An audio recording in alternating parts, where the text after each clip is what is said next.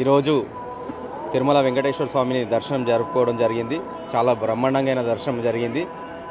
అదేవిధంగా మొన్న ఎలక్షన్‌లో మే 13 తారీఖు జరిగిన ఎలక్షన్‌లో మెదక్ ఎంపీగా పోటీ చేసినాం కాంగ్రెస్ పార్టీ అభ్యర్థిగా.